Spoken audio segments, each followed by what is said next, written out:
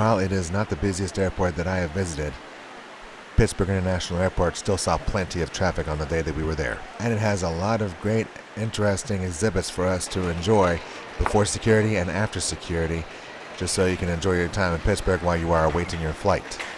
But first, let's get into some facts and figures about the airport itself. There is a pre-security terminal and a post-security terminal. I want to focus a little bit on the pre-security terminal first. The first floor is where you have a couple of restaurants and the TSA security terminal. But on the second floor is the baggage check, as well as a very interesting exhibit that is inspired by the city of bridges itself, Pittsburgh. The following is from wall2wall.com. Wall2Wall Studios creates Arch exhibit designed for Pittsburgh Airport. Working with the Allegheny County Airport Authority on its airport art program, Wall2Wall Studios created the exhibit designed for Arch, a 16-foot tall sculpture by artist Glenn Kino. This sculpture was originally commissioned by the Andy Warhol Museum to celebrate the city's 250th anniversary, and it was located on the corner of Fort Duquesne Boulevard and 7th Street in downtown Pittsburgh. The intention of the project was to develop historical content about bridges in the Pittsburgh region, uniting the history and progression of Pittsburgh bridge engineering with contemporary sculpture. With the support of the Heinz Endowment, the Office of Public Art, and other stakeholders, Arch was restored and moved to the airport along with the companion educational component designed by Wall2Wall Studios. The Engineers Society of Western Pennsylvania provided the important content related to area bridges that are connected to the artwork.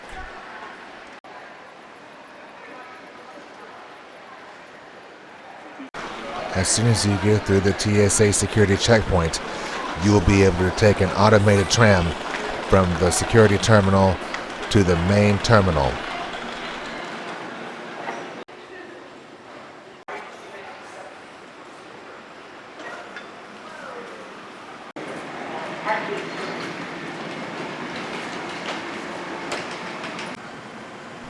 The tram ride takes about 2 minutes to get from point A to point B, and there's 2 trams going each way.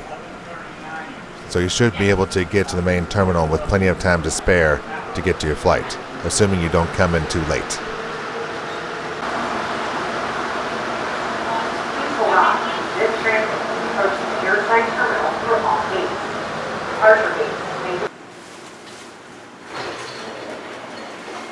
At the time of this recording, Pittsburgh International was undergoing a renovation and terminal upgrade project.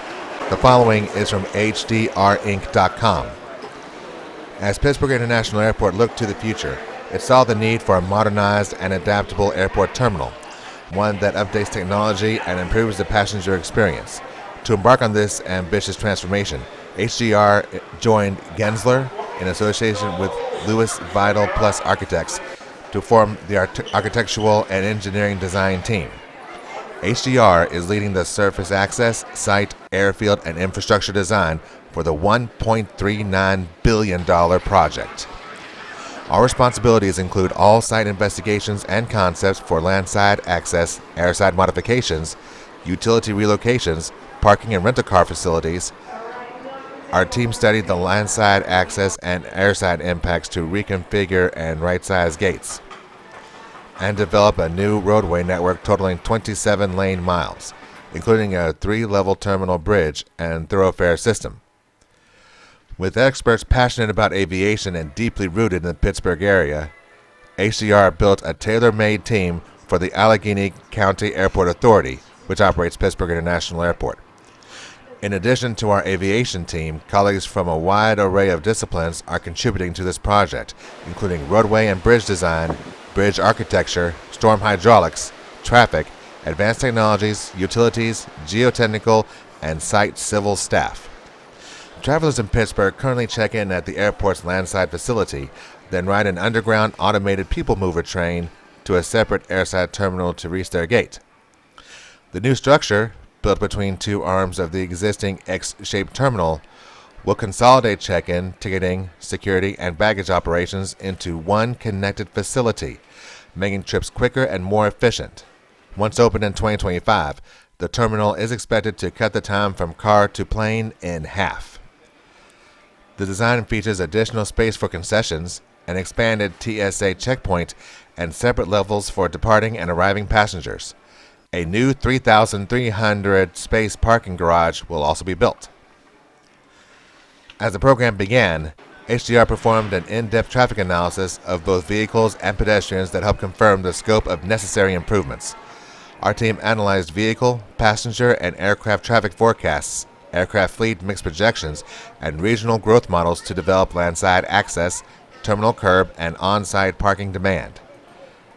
Combining existing data with new measurements of vehicle traffic movement, a survey of over 1,000 arriving and departing passengers, and an analysis of projected airline fleet mix changes, we established key demand levels for roadway lanes, private and commercial curb lengths, passenger curb depth, and impacts to parking, traffic, and pedestrian crossings. A local market study developed and evaluated against peer markets on a, quote, months since market entry, quote, basis, compared facility sizes against master plan recommendations. We then adjusted the program for these new findings. The landside elements include modifications to existing roadways, arrivals, departures, and commercial roads, utility improvements, and designs of new bridges. Prominent among these is a new 3-level bridge and roadway that will serve as the entryway to the new terminal.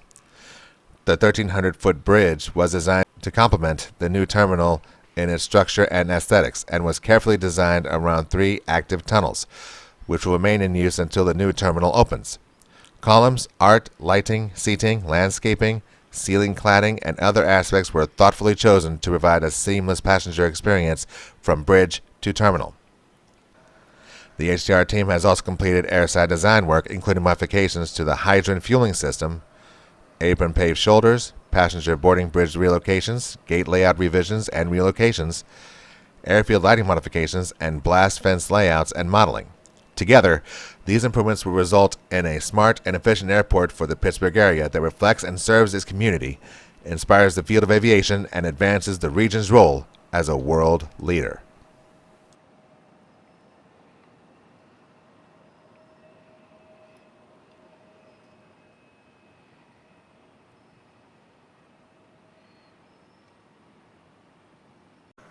As I was reading that article, let me go ahead and explain what you saw. I knew that my flight was in the A terminal, but I also realized that the end of the A terminal was not going to be a really good place to spot planes.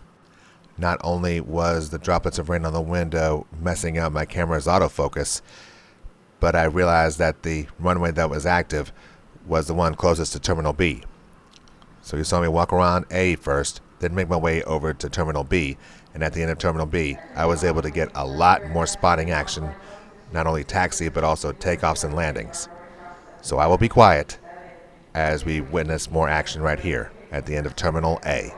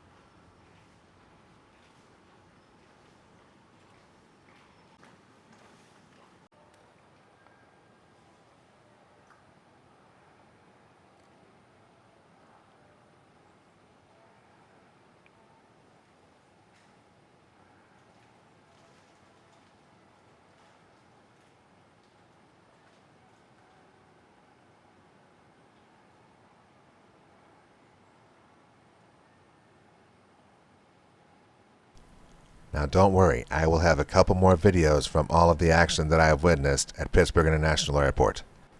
In the meantime, this is SFAPowerhouse signing off. Y'all take care, God bless, and enjoy the flight.